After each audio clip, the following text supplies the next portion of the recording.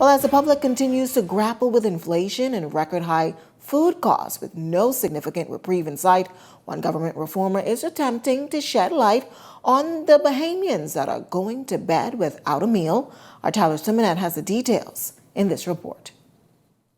With a $1 billion food import bill looming over our heads, the Bahamas continues to face issues with food security. According to a recent survey by CARICOM, a number of Bahamians were found to have skipped meals, worried they would not have enough food to eat, and some even revealed that they would go a day without eating. Head of the Organization for Responsible Governance Economic Development Committee, Hubert Edwards, says he's tentative to describe this phenomenon as a hunger crisis, but believes the survey brings a much larger issue to the forefront. We just came out of, or we are still coming out of, a very significant health pandemic and financial crisis. As a result of that, persons would have lost their jobs, individuals would have find themselves in places where they have to be using up their resources, savings, and so on.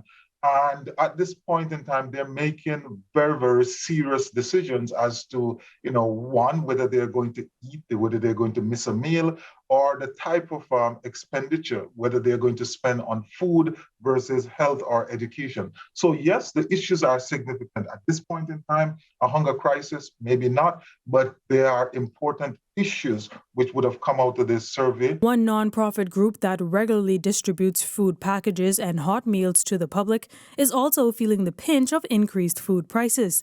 Newly appointed director of the Bahamas Feeding Network, Mario Carey, says that the needs of the public is overwhelming at this time, with mostly mothers and children lining up daily for something to eat. Found out with the Feeding Network is that they currently feed on an average of 72,000 meals a month.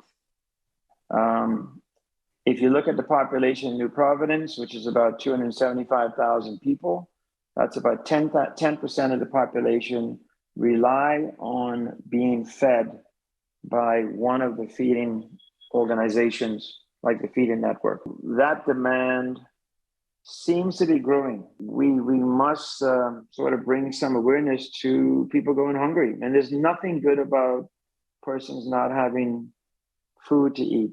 Edwards believes that this inflationary pressure will continue without reprieve over the next few months, which will force some members of the public to make lifestyle changes. As for those living on or below the poverty line, he remarks more discussions need to be had to bring them some sort of relief. To be as frugal as possible.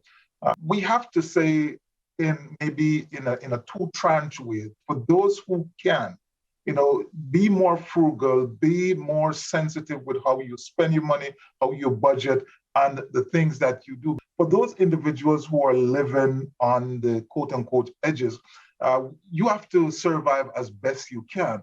And we then must speak to the policymakers, we then must speak to the government to say, look at the programs, the plans, and the initiatives that you have in place to ensure that they are sufficient, they're responsive, and they're able to support these individuals who can't support themselves. Tyler Simonet, Eyewitness News.